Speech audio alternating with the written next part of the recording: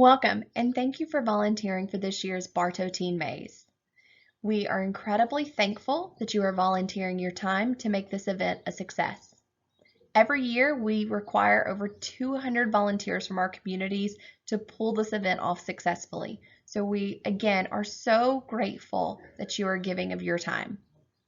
The purpose of this event is to pull our community around our 8th graders and allow them to experience real-life choices and potential consequences in a safe environment. I would like to take some time to introduce you to your Teen Maze coordinators. I'm Krista Gilmore, and I am the Youth Development Coordinator for Public Health. Amanda Tant is the Children's Advocacy Director for Advocates for Children. And last but not least, Doug Belisle, who is our Family Connections Coordinator and over the Bartow Collaborative. To give you a quick overview of the Teen Maze and how I got started, there was a community in Arizona in 1999 who created Teen Maze in order to combat their high teen pregnancy rates. Since they started doing Teen Maze, they've seen their teen pregnancy rates drop in half. And because of that, they brought the Teen Maze to a conference that some counties in South Georgia were present at and learned about the Teen Maze. And they began then doing teen mazes in South Georgia. At that time, Family Connections wanted to be able to bring it to more areas in our state, and so Family Connections actually gave some seed money and helped write a grant to the Walmart Foundation in order to purchase the supplies. So we were able to get a trailer and most of the supplies for Teen Maze, and they travel around to all of our northwest counties here in Georgia. Bartow started participating in doing Teen Mazes in 2015. Now let's talk about our expectations for our volunteers. And the most important expectation that we have for our volunteers is that you provide the students with realistic choices and consequences around alcohol, drugs, and sexual activity, and how that can disrupt their future goals or even end their future goals. Do not lecture students. We are not giving our personal opinions. Do not give false facts or exaggerate the truth. Teens are smart and they know when we're lying. The truth is scary enough. Let's talk scripts. It's important that the student reads the script out loud to you. Reading it out loud makes it more real for them. We write the scripts in a way that they're in first person, so it doesn't make sense for a volunteer to read the script. With that being said, be sensitive to students who are having difficulty reading the script. If you notice that they're really struggling, feel free to help them out. It's also very important that you paste the scripts into the book in order, down the page. Paste them straight, not all over the page, not wonky. The scripts are how we know where a student needs to go. So if a student ends up at your station or at a volunteer asking, trying to figure out where they're going next, if those scripts are not pasted in order consecutively, we have no idea where they've been and where they need to go. And the next piece of this is that students only do 2 rounds in the maze. It does not matter if another volunteer or a teacher or anyone has told them that they can do more than 2 rounds. They only do 2 rounds. Teen Maze is designed for students to only do 2 rounds. If they do more than that, they'll get stuck at an infinite loop. The scripts will not make sense. So only let students do 2 rounds. You will know that a student is either on their second round or they have completed their second round when you see a colored Date 2 script in their book. Date 2 scripts will be the only colored scripts. When you see that, you can look at their last script to see where they're supposed to be, if they have finished or if they're still active in the maze in their second round. Some more information that you need to know. The Teen Maze is loud and chaotic. It is designed to be loud and chaotic. Students should feel a little frazzled. So just keep that in mind. Know that you're not going to have students at your station for more than a few minutes, that you're trying to get students through as quickly as possible. Also know that there are Teen Maze guides throughout the teen maze, they'll be in yellow safety vest. So if a student comes up to you and you don't know where they're supposed to be going or you don't know how to answer their question, find a teen maze guide and they can help.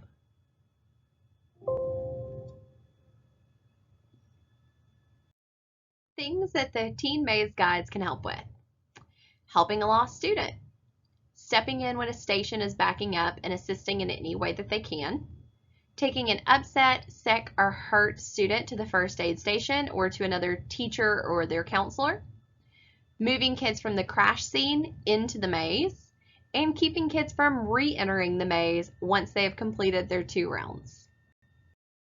Things that the teen maze coordinators can help with: if you need more copies of scripts for your station, if you need more volunteers at your station, if you need any more supplies such as glue sticks or scissors or whatever, we can get those from you at the check-in table, or any major issues that may arise. These are some important logistics that we need all of our volunteers to understand. As far as parking goes, please park in the student parking lot each day. When you come to check in, if you are working first shift, we ask that you arrive no later than by 8:30 a.m. each day. This allows you time to find your station, make sure that you have all the supplies that you may need, and are ready for the first school to arrive. If you're working second shift, we ask that you arrive by 11 a.m. This lets you get caught up with the volunteers who are working first shift. Again, make sure that you have enough supplies, and if you have any questions, you have time to get those answered before you take over. We will have t-shirts for any volunteers who needed a new shirt. If you have your shirt from last year, the black Teen Maze shirt, we ask that you wear it. But if you needed a new t-shirt this year, you can get it before you go to your station when you come to check in. Amanda Tant will have a list of everyone who registered for a t-shirt. If you did not register on your volunteer form and put that you needed a t-shirt in your size, then we will not have a shirt for you. Lunch will be offered all 3 days actually, from 11:30 to 12:30. When your station does not have any more students and you see that there is clearly a break in the schedule for you to step away, you can go and take lunch. We ask that you do not ever leave your station completely empty, especially if there's going to be a school arriving there soon. Students, when they finish up their 2 rounds, they'll finish up and stay in Information Trail. That is where they will be when their school's ready to exit, and they will leave from Information Trail and go straight to the school bus. Please refer to the schedule on the screen for setup. We usually start setup at 10 a.m. and it's normally finished up around 12 p.m. at the latest. Please note that all stations are required to have a representative setting up their station so that you can ensure that all of your materials and anything that you may need for the very next day, once we have students, are already there and ready to go. We will offer community preview night the same evening as setup. Please refer to the schedule on the screen for community preview night. This is an opportunity for parents and other community members or students who will not be going through the Teen Maze during the week to have an opportunity to go through, experience what the Teen Maze is about, ask questions, and just experience the maze for all of its wonderfulness. Every station must be represented. We can't have any stations that are unmanned. Even if that's only one volunteer, we need to have someone at every single station. This year's schedule is on the screen. You'll see that we break up the classes to allow smaller groups to attend. Just please make sure that you make note of the schedule as your volunteer times, and if you have any questions, just let us know. Now let's talk about takedown. Takedown starts when the last school bus pulls away. We do not start taking down while there are still students in the Teen Maze. It is incredibly rude to the students and their school if we are taking down our stations while they are still in the Teen Maze. Even if they've already finished up at your station, just be respectful and please wait until the last bus pulls away. As far as takedown instructions, every single station will have takedown instructions at their station. This year you will have actually a zippered pouch, which has your station name on it, and your supplies will, for the most part, go back into that zippered pouch. So I'm talking glue sticks, dice, takedown instructions, school schedules, if you have the hand clappers or party horns, film, anything like that, those are going to be returning back to us. And then there will be some supplies that go on the trailer. So what we just ask of our volunteers is to, for the items that they know go back in their zippered pouch, to please put them in there. And then for everything else, if you'll just bring it down to one end of the gym, so that we can try to sort the supplies and get supplies loaded on the trailer as fast as we can, so we can all get out of there as quick as we can. If you don't know whether something goes in the zippered pouch or stays with us or goes on the trailer, just ask a Teen Maze coordinator.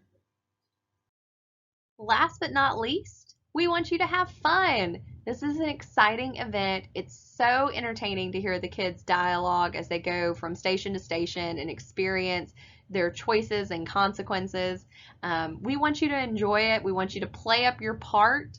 Really get into your character there at your station. And if you have any questions or concerns, please find one of us Teen Maze coordinators and talk to us. Thank you so much for taking your time to volunteer. We could not do this without you.